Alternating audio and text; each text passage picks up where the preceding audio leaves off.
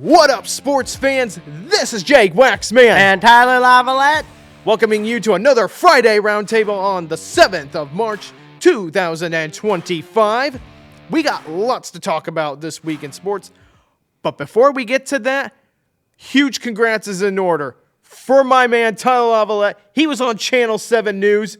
Tyler, take it away. This was really unexpected.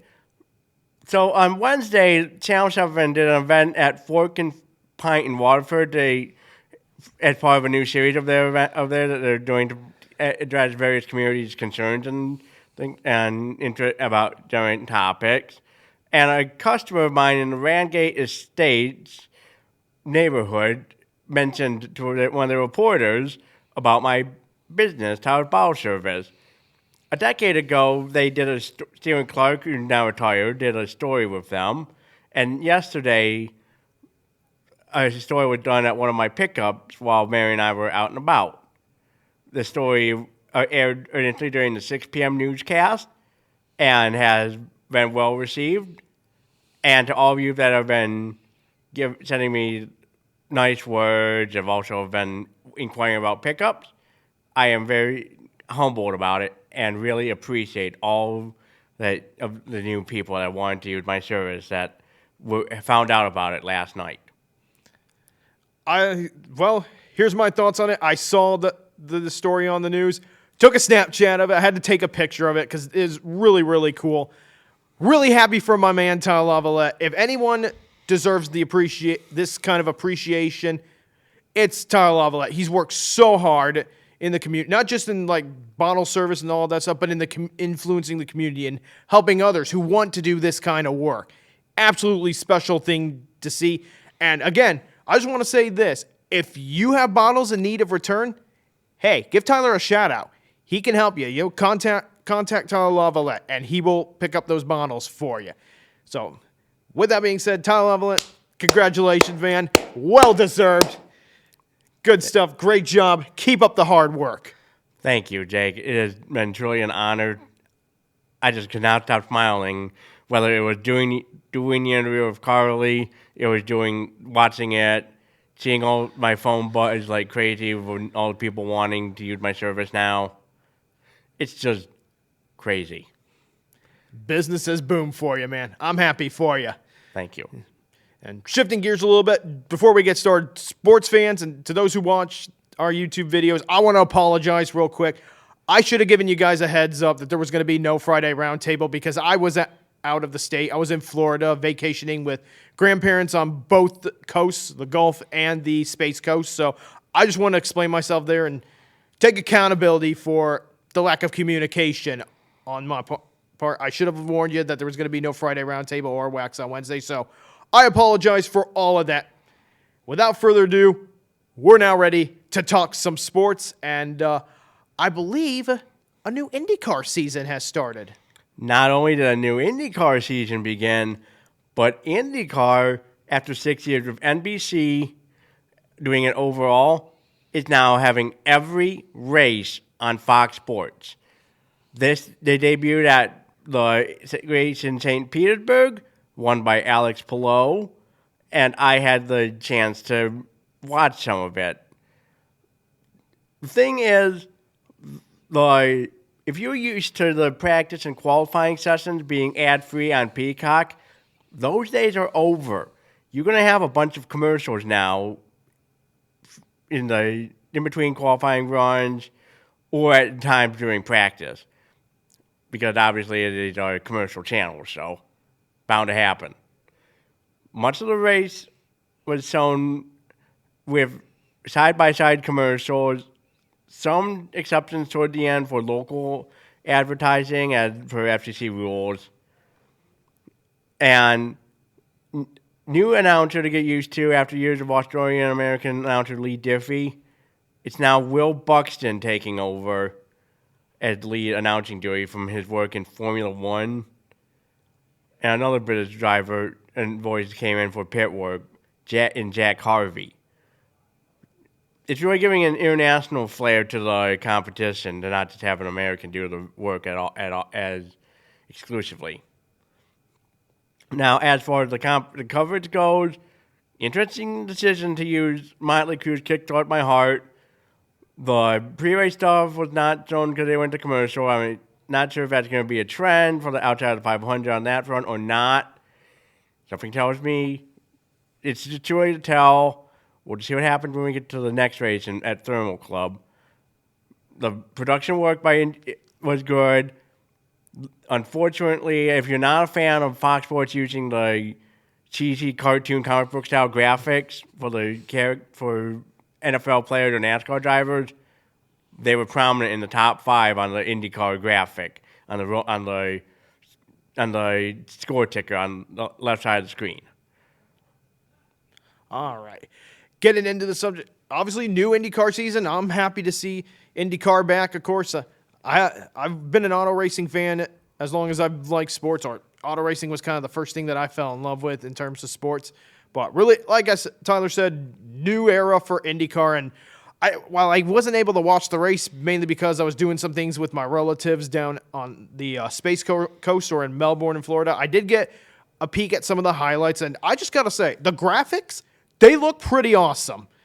The race ticker especially, that I'm looking forward to seeing more of as I watch these IndyCar races. Because that's one of the things. Like, you want a racing ticker that's going to look cool, but it's got to be efficient. You want it, to shift between, like, okay, positions are shifting or someone passed this guy or all that. So, and it looks really efficient, which I think is going to be a nice asset. Again, have to watch more IndyCar races, but I'm excited for it being on Fox Sports. I think they do a really good job covering auto sports. I mean, their NASCAR coverage, of course, been consistent throughout the years, and now they're getting a big stab at IndyCar, which is, aside from F1, probably the most watched open wheel form of racing in the United States. So excited to see more of that, and excited to see kind of like what other changes Fox makes throughout the season, what other things they'll tinker with. So, and in terms of the race seemed really good itself. Congrats once again, or should I say, hello, Polo. How many times are we going to be saying that this season? Buxton did not say that at all. I know, not a lot of people say that, but some that I know actually do. But Right. Alex Palou, again, looks like, once again, the favorite to win another title, but can't count out guys like the Iceman, Scott Dixon, Joseph Newgarden. Even as Tyler told me, he ran out of fuel, but still finished third. I mean, it's going to be an exciting title race. And you know what?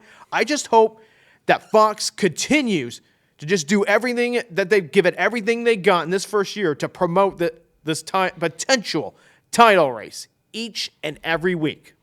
Yeah, if we saw the promotional stuff with Newgarden, Palou, and O'Ward, with any indications, I think the series is in good hands. Now, granted, there are a few areas where the coverage could get a little work on the ticker, like the tire choices for non-oval races, having the timer being worked well, doing a good way to determine who's going into the next round in qualifying and who's done, stuff like that. But yeah, it's for the first weekend, it's not too bad. And also a big bonus, they also are providing practice and qualifying and race coverage for the lower tier Indy Next series as well. That's a big boost right there for that series. Indeed. Hey, the more the merrier. The more racing series that you can promote out there, the better. And the more eyes you can get on it, the better. Especially, as Tyler mentioned, the Indy Next series. So, you know what? One thing I'd like to when I think about this coverage that Tyler mentions, IndyCar being on Fox, I'm already thinking ahead to May and the Indianapolis 500. We got so many practices, and now with Fox in command, we actually are going to have a great shot to watch these practices. I'm really looking forward to this, seeing practice back on television. So, huge thanks to Fox for that. Presuming that, of course, they do show these practices, but it's going to be exciting. And I can't wait to see, Carb Day, qualifying. I mean, Fox, and it seems like Fox, as Tyler has mentioned, they brought a good crew. He mentioned, who was the Buxton. guy? Buxton, as well as Jack Harvey, who was an IndyCar driver for some time. Yeah, not to remember, but as far as I know, he's going to be working doing the Indy 500 as a racer, so. They also brought in Jamie Lillett for NASCAR and pit work because their lead female pit reporter they had planned is currently a first-time mom. So she was at least out for St. Petersburg, come back for Thermal Club, could be back by the 500, we'll see. Indeed. And congrats to her and her family. Hope they are doing well. Yep. I'm so excited about all the different possibilities. You know, not just, and I mentioned the Indy 500. I can't wait to see all the graphics for the Indianapolis 500, all the different approaches that Fox is going to take in covering all the practices, the qualifying sessions, carb day, and then the big race itself. I'm excited for all that. And I'm really excited to see how each and every race plays out in Fox, you know, with this new crew that they have. I'm excited to see kind of the excitement in their voices as each and every race unfolds, every twist and turn. I cannot wait to see. What I'm looking forward to seeing is the guys, the folks in the box. I cannot wait to see their reaction to each and every moment of each and every race. Absolutely. It's going to be fun to see how Fox does with the Indy 500 and other stuff, especially once their NASCAR coverage is done with the All-Star race. Indeed. And you know what? If there's anything I've learned, Fox, through years of experience with NASCAR, they have the know-how on covering stock car racing. And you know what? If anybody can cover any form of auto racing and that has having that know-how, that expertise, if anyone can ace the test on a first-time try covering a different motorsport, it's Fox, because they have that know-how on covering NASCAR, obviously that's where they made their money, but you know what? IndyCar, I think they're going to do very well. I am excited to see where this all goes. Very, very excited for this new era. On NBC, I liked IndyCar on NBC, don't get me wrong. And they had great people on there too, like James Hinchcliffe and Townsend Bell, Lee Diffie. Mm-hmm. But again, I want to give Fox a shot. I think that as I've said, with all that expertise, they're going to do well. I think they've got this. They may be rookies in the IndyCar field now, but you know what? They're going to. I have a feeling they're going to cover these races like they've been doing this for years. Veterans. Before we go, I would like to politely point out that Townsend Bell, James Hinchcliffe, and Kevin Lee, they did go over to Fox. Oh, so they're part of the coverage. So they're still intact. Well, that's good to see. That is going to help Fox even more, bringing in over that experience, and combined with Fox's know-how on camera angles for racing. It's a beautiful combination. I think it's IMS Productions themselves handling a lot of the camera work. So. Well, you would know more about that than I would, but again, yeah. So I guess to close this subject off, Fox Sports, I wish you all the best in your debut foray into IndyCar. Yes, indeed. I wish them well, and I expect a decent amount of NASCAR, IndyCar coverage going overlap between now and mid-May before the 500. And they'll also have, at the very least, qualifying coverage on the Big Fox for the 2 days of the 500 qualifying over the weekend. Anyway, switching gears now. It's baseball season is getting close to approaching. We will have the Dodgers raising their World Series championship banner against the Tigers in late March. But right now is what's called spring training. And there are several things we need to discuss if there's those of you that are still into baseball and a little confused on a few things. One, half the teams play in Florida in what's called the Grapefruit League, and then half the teams are in Arizona. Many of the teams in Arizona share stadiums. There are a few exceptions, and more of the teams in Florida like they have their own stadiums, except for two stadiums in southern Florida where they're shared by two teams. The games can end in a tie. Don't see what's the next inning. These games don't count for anything. They're just trying to figure out final roster spots with minor league players and young prospects. And here's the thing. Last week we had a good amount of games get canceled on Monday because of storms in the Tampa area. Those games don't get made up. You'll just get if you had plans, if you have that happen, you just get your money back. Simple as that. Are they still fun to attend? Absolutely. I went to a Tigers game in 2017 at Lakeland. Great stadium. And really, even just listening to the games on the radio here, it's just a great treat to me to know that the big time games are about to be coming pretty soon. Getting every little bit closer. Every day that goes by, we're a little bit closer to baseball season. So to start things off, me and my grandma, or my dad's mom, we actually discussed going to a spring training game while I was down in Florida. And that would have been on a Saturday. The only issue is we had a conflicting issue in which I had to meet up with my mom's mom and dad and travel with them to the other side of the state. So I was unable. So we had a potential talks about going to a spring training game, but that unfortunately fell through. Otherwise, I would have provided a video footage for you folks. But Yeah. it happens. Things happen anyway. So the thing again, I'm going to be talking about my Cubs. You folks know how I am. I'm going to be watching that bullpen. All right. I know that games end in a tie, and I know it's spring training. Regardless of how the records are or how your spring training record is, it doesn't mean much. Nope. But the big thing for the Cubs is, all right, who's going to make the starting roster? And bullpen's going to be really critical because last year I thought the Cubs, they struggled in the bullpen area. And if you struggle in the bullpen, you're not going to win a lot of games.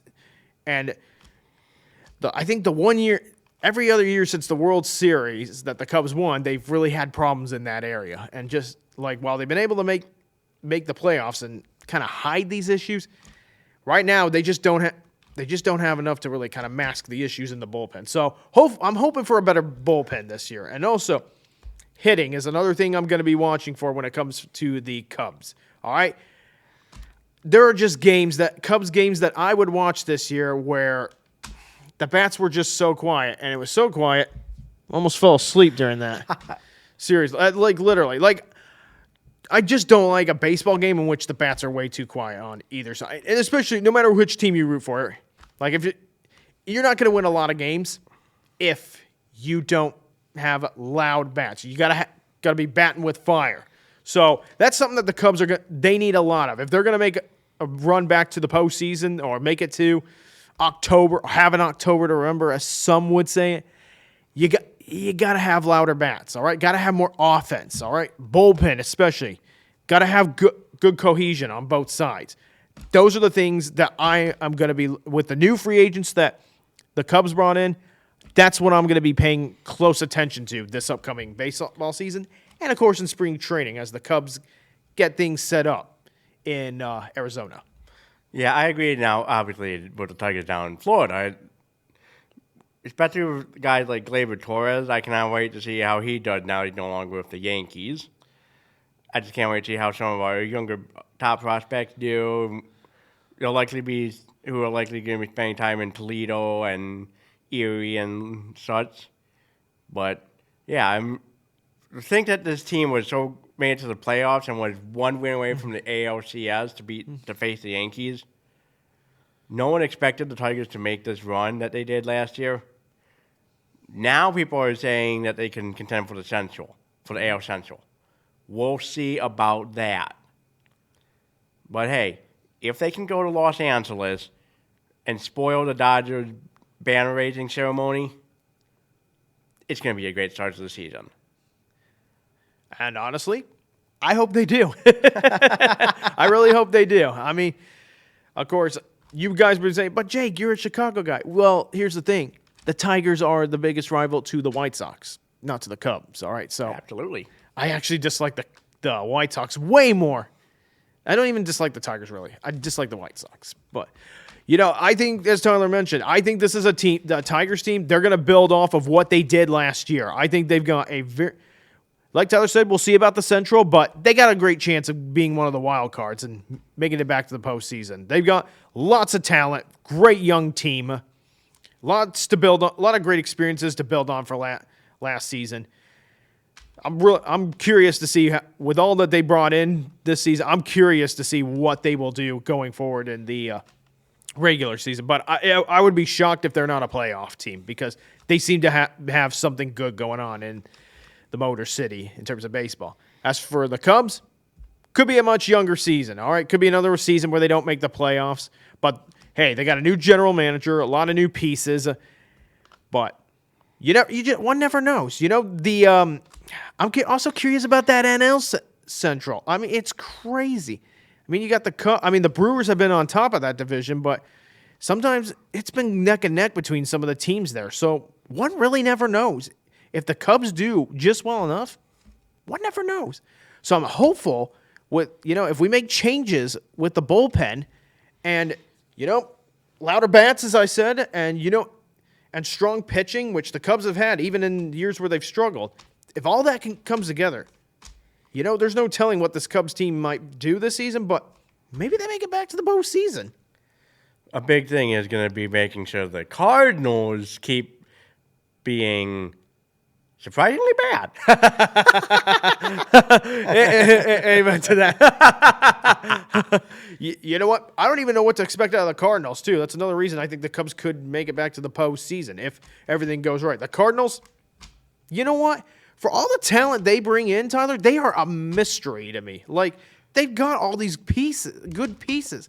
How were they so bad last year? That was, to me, that was the biggest thing that I just struggled to comprehend in terms of baseball. How are we all knew the White Sox were historically bad, which I'm sure the only way to go for them is up, but how are the Cardinals, a team who is known for building good teams each and every decade, how are they this bad right now? That's just baffling. I mean, we don't only have Paul Goldschmidt. They not only have Paul Goldschmidt. He's with the Yankees. And I just keep hearing them having issue after issue after issue with trading Nolan Arenado. I don't know what is up with that. Oh, boy. If you've got problems with even in the trading department, you might want to talk to the general manager. Shoot. General manager, the culture, it sounds like something is not quite right in St. Louis, Missouri, because they love their baseball there. Could the Cardinals do better this season? I think so. I got a feeling they'll be a little bit better this season, but I just don't know at this point. Yeah, I don't know what up with Bill DeWitt and those folks running the team with Ollie Marmol and the guys. I swear, they need to get rid of him and give Pujols a chance. He's got the potential to be a good manager in the MLB. Let him manage the Redbirds, and because something about the Cardinal way is not clicking right now. And I went to that stadium back in 22. Great place. Didn't do much in Ballpark Village. Great use, still a good use of the old second Busch Stadium footprint, regardless. But it's just, right now is not a fun time in the Lou. It's bad. Really bad. And you know what? That's a nickname of theirs. And you know what? When it's really bad for the Cardinals, that's a comedy for us Cubs fans to enjoy. I mean, they are our biggest rival. Yeah. But in all seriousness, I mean, there's things going on in that. It sounds like there are things going on in that Cardinal organization. Maybe we're not being told the whole truth, but until they get that whatever situation it is sorted out there, the Cardinals, they're going to continue to have more frustrations. And you know what? As a Cubs fan, I'm all for it because that means Cubs have a chance to do better. But it's a new season for each and every team. Mm-hmm. And I guess if I had to make a prediction early on as to one team that I think is maybe going to make some leaps and bounds maybe this year, if I had to make one prediction, maybe the Giants of San Francisco. It's hard to say, but this is a team that they've been good since winning those World Series back in the early 2010s. They've been good some years, some bad, but they always seem to have a case for how to rebuild, or they seem to have blueprints and all that. So I could see the Giants being a lot better this season. Enough to challenge the Dodgers for the West? Probably not. Things are still a ways away, but that's kind of promising there. I think they got something pretty good up there in Northern California. Of course, and also before we can move on, I feel sorry for all the fans in Oakland who lost their team. John Fisher, what he did, callous, wrong, and really unfair. Worse than what happened with when the New York Giants and Brooklyn Dodgers went to the West Coast in the first place in the late 50s. Because New York eventually did get the Mets in 61, 62. So, Oakland, they didn't deserve this. Sure, the team's playing in West Sacramento for a few years, but with no city branding. But they're eventually going to Vegas. Why? What did you see in bringing them to the bright lights of Sin City, John Fisher? What did you see in that over wanting to work with Oakland and Alameda County? Money talks, yes, but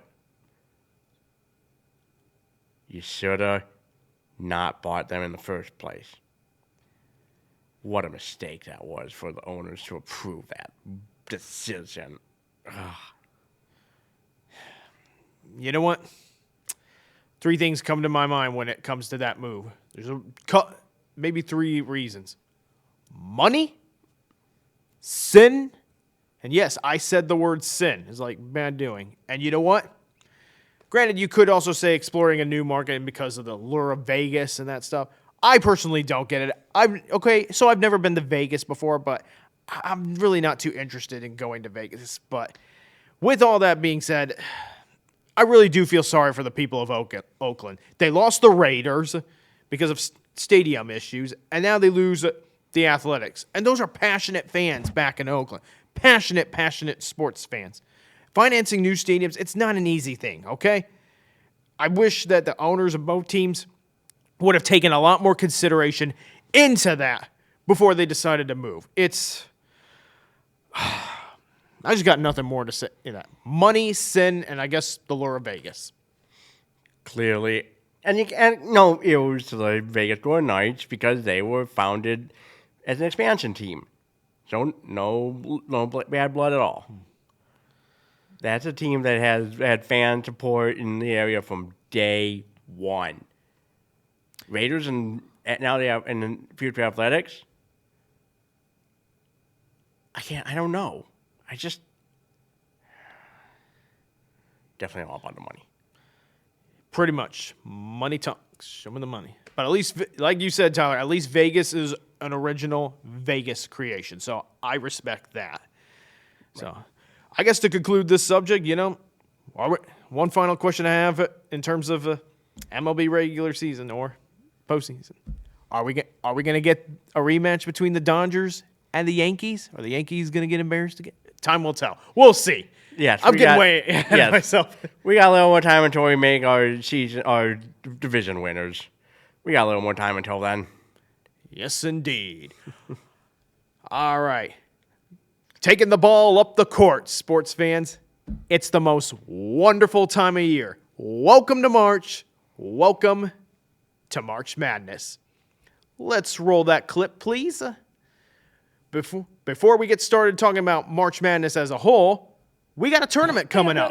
That's right, the Big Ten tournament. While we still have a few games to go until this upcoming tournament, it's going to be interesting to see the approach that each and every team in the Big Ten tournament takes. You got a couple teams like Michigan State, Michigan, Purdue, Maryland, Wisconsin, UCLA, Illinois, and Oregon. They're probably all set. They're probably going to be in the NCAA tournament. So in that retrospective, we're going to be looking at momentum. Like those teams are probably going to be focusing on momentum. And then you got bubble teams like Indiana and Ohio State. Now, Ohio State and Indiana, they could be in, but I wouldn't count them safe just yet because while they do have some big resume wins, they've also got some head-scratching losses, to say the least. And then you got Nebraska, who looked safe, but it's going to be, I don't know, USC, Rutgers, Minnesota, and Northwestern. And then you got teams who are not going to be in the Big Ten. So this is an entirely new Big Ten tournament. Not every team gets to participate. I do know of two. So we still have some regular season basketball to cover. But I know of two teams for sure who will not be in this year's Big Ten tournament. So Washington and Penn State eliminated. They're done. Their seasons are over. No chance to make the big dance. And then it's either going to be Iowa or Nebraska that could be on the outside looking in. Wow, that is just so ridiculous that not every Big Ten team now is going to be in the conference play. That's just stupid. Absolutely. I mean, welcome to college basketball, or welcome to college expansion. College athletics expansion led us to this point where it's not the Big 10, it's the Big 18. All right, let's get one thing right. Big 18, and only 15 of the teams get to partake in the conference tournament now. So now there's 3 eliminated. As I mentioned, Penn State, Washington, they're not going to be able to make a run in the tournament. Nope.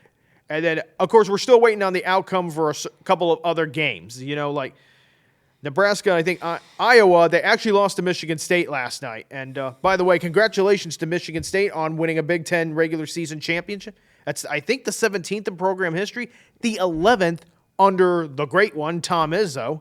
Legend. Absolutely. What a great coach. And I will say, and then... So it's either going to be Nebraska or Iowa, depending. I think Nebraska has one more game, but I think with Iowa's loss, they might be in the tournament and Iowa might be out, which means Iowa probably won't make the NCAA tournament, which is, wow. That at one point, they were looking like a sure lock to get in because they had a couple good wins, but hey, college basketball is a long journey, and you got to keep the hammer down. You got to keep playing your best. Be consistent. So, yep. Okay. All right. So I will send this to Tyler. What's your take on Michigan State going into this tournament? I'm just surprised. I'm that they're that good again. Tom Izzo, it's going to be weird when his time at coaching MSU is done. He has just been around there for so long as team coach. 11 Big Ten championships. He has at least one national championship. Yes, but still. He is just that good of a coach at Michigan State. He is a definite institution there. Indeed. I think this season, he's found some kind of spark, okay? I was kind of skeptical about Michigan State going into this season because, Tom Izzo, he's a great coach, as Tyler mentioned, but he's 69 years old at this point. And with the way Michigan State had been performing the last few seasons, just barely getting into the NCAA tournament, I've been starting to wonder, has he run out of steam? Is retirement nearing for Tom Izzo? But I got to give props where props is due. Tom Izzo, he's in a way responded to criticisms that I've had, and he's taken Michigan State this season, and with the portal and NIL, he's taken Michigan State to the top of the Big Ten this season, and he's got them as the top seed in the Big Ten tournament. So I think without a doubt they will be a favorite to win this tournament. Other teams that I think, there's other things that I'll be keeping an eye out on when it comes to this Big Ten tournament. There's Purdue basketball, of course. Being a Purdue fan, I got to talk about my Boilermakers. I know you guys don't want me to, but I got to. We're going to see one of either two Purdue teams in this Big Ten tournament. We either could see the Purdue team that punches above its weight and beats the teams it shouldn't, or gets those big, tough wins. It shows off that toughness, and they hit shots. Mm-hmm. Or we could see this Purdue team that gets frustrated under pressure. They don't make the right decisions. They turn the ball over and could be out of the tournament early in the first round. They're playing Illinois tonight. If Purdue can beat Illinois tonight, they will lock up a top 4 seed in the tournament or get a bye for the first 2 days into the Big Ten tournament. If they lose tonight, there is a chance that they may end up getting only a 1-game bye, and Wisconsin might end up taking that last bye. And also, one other thing, Maryland. That is a team that I'm definitely watching in this Big Ten tournament. They have the potential. This is a team that could really wreck some brackets. They are tough. They're not only physical, they're athletic. They can make shots. There's a lot of good things that Maryland team could do. That is a team that I'll be watching in this Big Ten tournament. Yeah, and also Michigan has just made quite the turnaround under Dusty May, who had that team nearly winning the Big Ten title as well. seriously, that run that first-year coach has been impressive, and he is definitely getting a contract extension if he hasn't already. The run they have had, still impressive. That's another team to watch out for. You know what? They could be. They've kind of had a few rough games as of recently, but again, so has Purdue. And the Big Ten tournament, it's a different animal. Some teams can figure it out and just flip a switch. And Michigan, maybe they'll be one of those teams. Dusty May, as Tyler mentioned, great coach and somebody I got a lot of respect for, and someone who could be a big time name in the Big Ten. And sorry, Indiana fans, he's not coming home to IU. He's staying at Michigan. They just extended his contract. And I don't think he'd want to leave anyways because he's got something good brewing up in Ann Arbor. So good job on Dusty May's part to bring respect back to that Michigan program. But yeah, Tyler is absolutely correct. They'll be a team I think to watch too in this Big Ten tournament. And some people have them kind of labeled as maybe possibly a team that could end up being a first-round exit in the NCAA tournament. But then again, respect to Tyler, so could Purdue. I mean, there's a lot of teams in this Big Ten that could be. It's just hard to gauge, and I think the Big Ten tournament will be kind of more of an indication of which teams are going to have it come NCAA tournament time and which teams are just really fighting to get into the tournament, I'll be keeping an eye on teams like Indiana, who I think maybe needs one more big-time win to really solidify themselves in the NCAA tournament. Same with Ohio State. And big opportunity for schools like, say, Rutgers and USC to be a bid theft, steal this Big Ten tournament crown and get yourself into the NCAA tournament, Nothing's impossible. So now, and Oregon and, UCLA, I think they're a good team too. They could make a run too. Same with Oregon, led by Dana Altman. I mean, anything can happen in this Big Ten tournament. It's crazy. And this year, it's just hard to gauge, I mean, I think Maryland might be the hottest team in the Big Ten or maybe the most poised, but, it's truly hard to say. The Big Ten is kind of a mystery in some ways. Now, with all that said, here's my prediction. We'll make early predictions for the Big Ten tournament. I think Michigan State's going to win. I have a feeling that Tom Izzo, he's brewing up something special. He's on to something, and I think for those reasons, I've got Michigan State winning the Big Ten tournament. I feel like I got no complaints, really. Michigan State just definitely is the one seed. They're getting a double bye for a reason. They're just that good right now. And people forget, and here's the thing, if you want more proof of just how hot Michigan State is, they actually went toe-to-toe with, not only went toe-to-toe with a red-hot Maryland team, they held them to it. Defensively, they held them to, I think, under 60 points. I could be wrong, sorry but if I am wrong, folks, but they held them to below their scoring average, and also it was a close game but in East Lansing, but they were able to pull out a tough win against a very tough Maryland team. And as I mentioned, I'm going with Michigan State over Maryland in the Big Ten Tournament Championship. This is going to definitely be fun next weekend. Indeed. I can't wait to watch. And now we're going to move beyond the Big Ten and move into the madness, the beauty of March Madness. Can we roll the clip, please? Yes. All right, so it's that wonderful time of year where we're all ready to just sit back and watch the best of college basketball take to the court, to neutral site courts, and create a whole lot of noise. We're looking for those great three-point shots, those great defensive plays, those drives, every little thing that makes college basketball special. Every run, every timeout, every word said in the huddle, and even opportunities to get footage like this. This is March. We're here at last. It's time, and it's time for us to make brackets, of course. We'll get to that at another time, but here's some first thoughts. One thing that is coming to my mind when it comes to March Madness this year, one of the questions I have, I'm going to start with this. Michigan State, do they have a deep run in them? You know what? I've been skeptical about Michigan State in the past, but like I said, Tom Izzo, he's changed something up this year. And Michigan State is playing some of its best basketball in years. I think they really have a chance to make a deep run, and whatever, depending on what we see in the Big Ten tournament, they could do special things. Yeah, absolutely. They could do good. And honestly, one thing you really want to watch out for is who's going to be representing all those lower tier conferences. Who's going to represent the teams that have a chance to make the upset? Like, who's going to represent the Horizon League, for example? Who's going to represent the NEC? Who's going to all these schools whose time in the sun could very well come?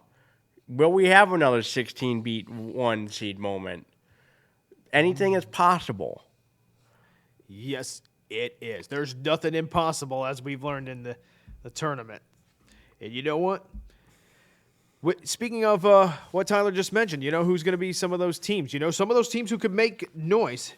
I got a list here. Potential Cinderellas and maybe some sleepers, some teams that nobody's going to look at, but could actually do a whole lot of damage if they get in that tournament. You know, I mentioned Maryland from the Big Ten. This is a team that could do a lot of damage in the NCAA tournament. Good. They got that athleticism. They got that size, the speed. They got guys who can create shots. I mean, Chris Mack is doing a really good job coaching up that Maryland team. Other teams I want to mention. Okay, here's one to keep an eye on. The one team to keep an eye on. A lot of people are talking about them as possible as a Cinderella, and of course, if they come out of their conference tournament as champions, watch out for McNeese. That's right, McNeese. Those guys, they could be dangerous. They made the tournament last year, too, and they bring back largely the same team from last year. They just had the misfortune of running into a very good Gonzaga team who went all the way to the Sweet 16 in a rebuild year. So McNeese, watch out for them. St. John's from the Big East. Oh, boy. And I'm just going to say this. I don't like Rick Pitino. He is a cheater. Don't like him. You know, he's a big cheater at Louisville. But that being said, I respect the job that he is doing at St. John's. He's complete in just 2 seasons. He's got that team poised for a deep run in March. In just 2 seasons of being there. That's incredible. In the Big East, it is a tough conference. Drake, who made it last year as the Missouri Valley Conference champions. They look just as good this year. The Mean Green of North Texas is another team. I mean, they upset Purdue a few years back in 2021 in the first round. So, gosh, I hope we don't draw them again. they're so tough, too, and they're physical. So that's another team that I think could really, you know, they could be a sleeper or they could a Cinderella, whatever you want to say. And then finally, the last team that's on my list, Samford. That's a team that's looking for redemption. They had a shot at the end to get past Kansas, and I thought they should have, but there was a bad call in that game where one of their guys got all ball and they got called a block, and Kansas ended up winning the game in part because of that. Dang. But you know what? Samford, they'll be hungry for more. You think Oakland could make an appearance if they win the Horizon League? If they can do it, I mean, if they haven't played already or lost yet. Yeah, I think the tournament starts this week or this weekend. I could be wrong, but hey, Oakland, if they can make it all the way to the Horizon League championship, they'll get in. If they can win it all, they just got to win it all. Won't be easy though, and definitely not the same Oakland team that from last year. They lost a lot of their good players from last year, including the legend himself, Trey Townsend, I believe his name was. He ended up going to Arizona, and how could I forget that last year's March Madness darling Jack Golke? Nice. The guy who single-handedly shot Kentucky out of the building and also ended John Calipari's career as Kentucky coach. I remember that game, too. Such a special memory. I felt I was spoiled last March, and that was one of the games where I kind of felt that way. Like, you go, Oakland. And my grandpa or my mom's dad was watching, and he said it was all that the Oakland's upset was all the better because it was against Kentucky. Yeah, I remember telling you to enjoy that win last year. It was just that special. That was a pretty awesome, and that phone call was wholesome. So I'm still grateful that you did that because I really was enjoying that night. That was probably the most excited I was for in terms of watching the NCAA tournament. That was until Purdue finally broke through the glass ceiling and made it to the Final Four in my lifetime. That was a special March Madness memory. Yeah, but I went the other day, went to the Buffalo Wild Wings, and hearing the crowd going crazy when Oakland was playing in the second round was still pretty cool to witness. Oh, yeah. It was just great to see. I mean, I wanted it so badly. When I was at Oakland University, I studied at Oakland University. I so badly wanted to see him in the NCAA tournament. So to see him finally make it last season and win a tournament game and make a whole lot of noise, it was pretty special. And Greg Campy, great coach. Been there for a long time. And it's nice to see him get some of his just dessert or the fruits of his labor finally being realized. Yeah, the thing is, it was funny seeing on social media thinking, oh, this is a good team out of California that did good. I mean, come on. Golden! I do remember. But yeah, no, but if you were saying, no, but it's a Michigan school. Absolute. Oh, my gosh. Yeah, everyone's like, Oakland, California? No. You guys got this wrong. This is Oakland County, Michigan, not Oakland, California. You got this totally wrong. And even Oakland posted something about it. They made a joke of it, saying, "This is Oakland." They showed like parts of their campus to remind everyone this is not Oakland, California. Hey, at least the thing about March Madness is stuff like that. Unexpected schools making surprising noises and being able to put themselves on the spotlight for 15 minutes of fame. Absolutely. That's the beauty of it. You know, I wouldn't have it any other way. And by the way, to the committee, I say again, do not, and I mean do not, under any circumstances, expand the NCAA tournament. No. It's perfect the way it is, all right? The best of the best deserve to get in, and the best from each of the smaller conferences deserve to be in the field. So I want to get that off my chest real quick. And here's a question I got for you, Tyler Lavalette, in terms of Michigan State. If Michigan State goes on a deep run, if they make it to the Final Four this season, does Tom Izzo retire? That wouldn't be a bad way to go out when you think about it. We've seen NFL players retire at winning Super Bowls, so it's possible. You know what? I concur. I think, Tom Izzo in an interview a couple seasons back, or actually last season after their loss in the round of 32, he said that I'm looking for one more deep run. I'm going to keep going until I get one more deep run. So I think he gave an indication, like, if he gets to the Final Four or even to Michigan State to another national championship, or wins the whole darn thing, I think if any one of those three things happen, Final Four, national championship appearance, or a natty for Michigan State, I think Tom Izzo goes out on a high note. I think he retires after that. That would not shock me. It would be a great way to send off a legend. And Michigan State fans, don't worry. I'm sure MSU already has a plan in place for Tom Izzo's successor. I hope so too. He had, like I said, he's such a legend. Nothing but respect for him. Great coach. If he goes out on top that way, all the best. Absolutely. He'll be digging deep for it. Of course, his journey starts in the Big Ten tournament. And one final subject before we move on to the end of the show. So, the SEC. That's the conference that looks like they're going to have the most teams in the NCAA tournament. Probably so many. Probably too many for me to count in the moment. Oof. The big question, I've seen it in the past. I've seen conferences like the Big Ten tournament send the most teams to the NCAA tournament, only for them to pretty much crash and burn, for lack of a better word. Yeah. Crash. The Big Ten in 21 and 2022, they crashed and burned. I think 21, only one team made it to the second weekend, and that was Michigan. And then 22, only Purdue and Michigan made it to the second weekend of that following tournament. So, dang. Crazy stuff. So, a lot of good teams in the SEC. But you know what? If anything, these teams, as good as they are, they've been beating each other up. The physicality of that league, of course, different kind of product of basketball. I mean, the Big Ten is physical too. So, with all that in mind, and usually teams that send a lot of or leagues that send a lot of teams to the Big Ten tournament, don't see a whole lot of them go into the second weekend. Mm-hmm. There are two teams, I think in particular, Tyler, that are at least second weekend teams and maybe even Final Four teams. Two that come to my mind: Auburn, who's probably going to be the number 1 overall seed in the NCAA tournament based on their resume alone, and Alabama, who has the shooters to go the distance. Dang.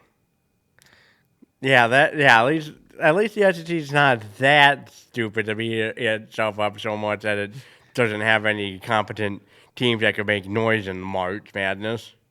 The Big Ten would know that. And I mean, the Big Ten and also the Big 12, they're probably going to send a lot of teams too, but not as much as the SEC, of course. But those two teams, Auburn and Alabama, it would not surprise me if they're Final Four teams. And there are other good teams too. I mean, Florida's another team. They're young, but they're really, really good. They're athletic, and they got a big, like Purdue had Zach E last year. They got a big dude. Like, I think 7'4" dude. He's not at Purdue. He's at Florida. That guy is good from what I've heard. And the thing, though, for me is they're very young as a team. They could be a team that makes a deep run, but it wouldn't surprise me to see Florida be a team that ends up not making it to the second weekend. Tennessee, of course, too. Very veteran team. You know, you got Zakiya Ziegler leading the way on that team. Really, really good team. They've improved from last year. They might end up being a number 1 seed. But could they be set up for the wrong kind of history? If they get that number 1 seed, could they end up being the third number 1 seed to be taken down by a 16 seed? I have a gut feeling about that. But we'll see. They're good. Tennessee's really, really good. They're tough defensively, but they have lapses on offense, too, from game to game. And I think that, especially going into the tournament, that could be harmful. And Tennessee, there's some tournaments where they put together like a second weekend run, and then other tournaments where they're out in like the first weekend. So as great as they are, I just have no idea what to expect from this Tennessee team. Mm-hmm. Yeah, so many question marks. Plenty of time to really see them get figured out. Absolutely. And to close it out, I mean, you also got really good teams like Ole Miss and Texas A&M, and even Texas themselves. Texas Tech is Big 12, but that might be the best team in the Big 12. So, cutting short. So, one question I have going into this tournament: how good truly is the SEC? Can they send more than 2 teams to the second weekend? That remains to be seen. So, amidst all the things we have talked about, some of our favorite March Madness memories and all that stuff, these are kind of our opening thoughts for March Madness 2025. And now we wait to see who the participants will be. Amen to that. Well, welcome to March, everyone. All right. Tyler, anything else you got on your mind you'd like to talk about? Absolutely.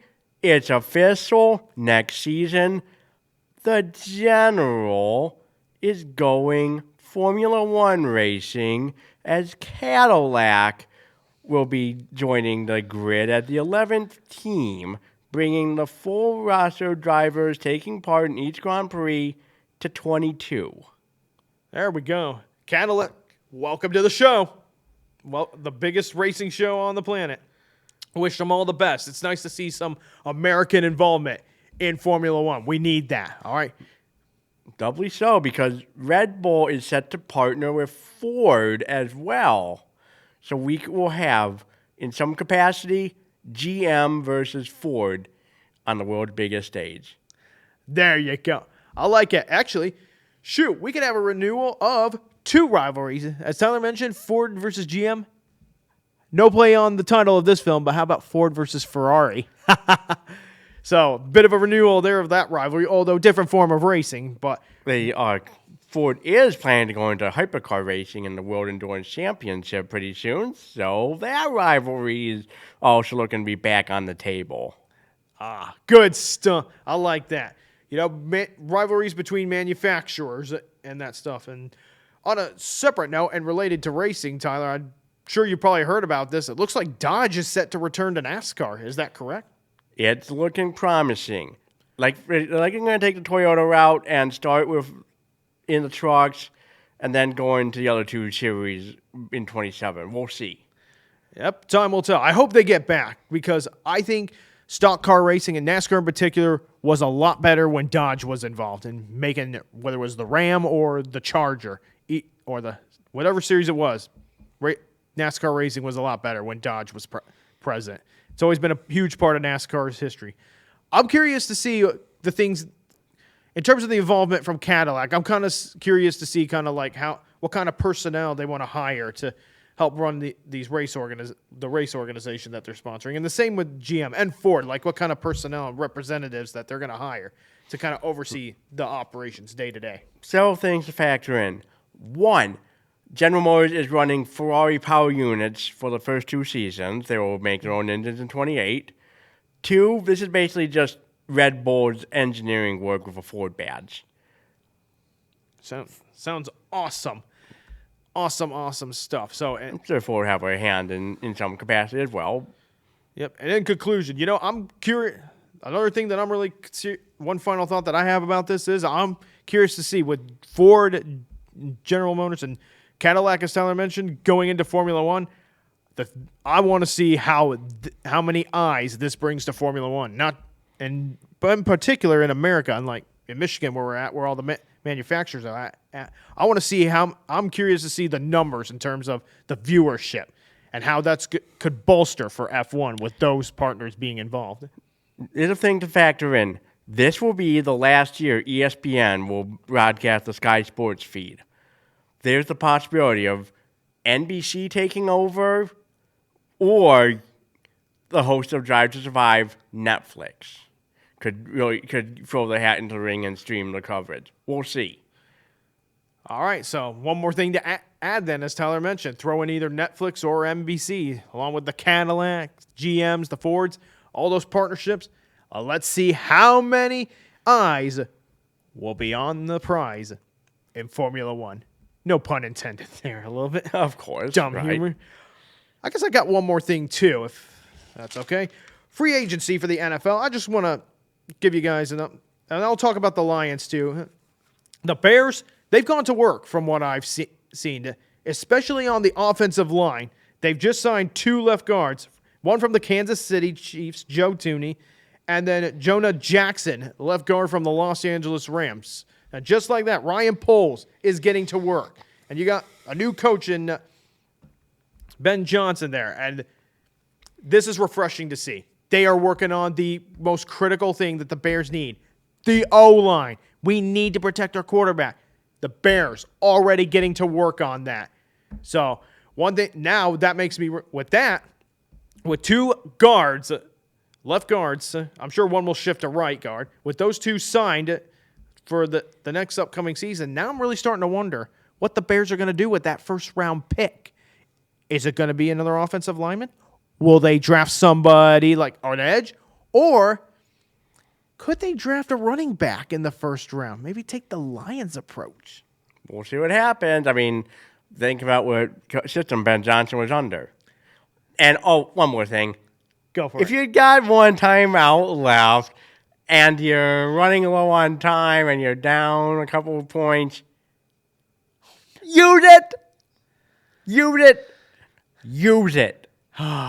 We saw what happened last year when it was not used at all. It was bad. I think we'll leave it at that. That was Masterclass Matt Eberflus for you. That's right. He never lets you down when it comes to Masterclass coaching. And then when I say Masterclass, I mean bad master, like embarrassingly bad Masterclass. He had a timeout in his pocket and didn't pull it out to use it. Embarrassing. Now, what is your major malfunction there, Matt? Oh my God! No wonder Jaguar 9 mentioned that as an easy dumb decisions video. I probably should have made a reaction. I remember your reaction to that too, like the gift that just keeps on giving. He was so thankful for Matt Eberflus. I know you were. I know you were thankful for him that day. Well, and to give you an update on your Lions, Tyler, while they haven't really done a whole lot so far in free agency. There is one thing I can tell you. One guy that they have re-signed, a critical piece. The Lions have re-signed Derek Barnes, the guy out of Purdue. So that makes me very happy, and that helps the Lions defense out a ton. That is good. The question is, let's just hope the defense has a lot less injuries than we had last year. That eventually caught up to it bad in the divisional round. Indeed. And to close out this topic, when Derek Barnes is healthy, the Lions defense is a lot better. He was one of their underrated key pieces too. And I'm not just saying that because he's a Purdue Boilermaker and I'm a biased Purdue guy, but he really is a good football player, and he's a fantastic football player for the Detroit Lions and a key piece of their defense. As long as he stays healthy, that defense is going to be better. Absolutely. And with all that being said, that is all we got on our mind today, sports fans. We hope you've enjoyed this week's Friday Roundtable. And, hey, any questions you have for next week, leave them below. We'd love to answer your questions or even respond to some comments. And hopefully, and like I said, shout out to Tyler Lavalette, who made the news this week for his great work around the community. And, again, if you need bottles, return. Give Tyler's Bottle Service a call. All right. Absolutely. And now, with that being said, sports fans, we are going to sign off from the studio here in Waterford. This is Jake Waxman. And Tyler Lavalette. Wishing you all a good weekend. Enjoy the March Madness, everyone.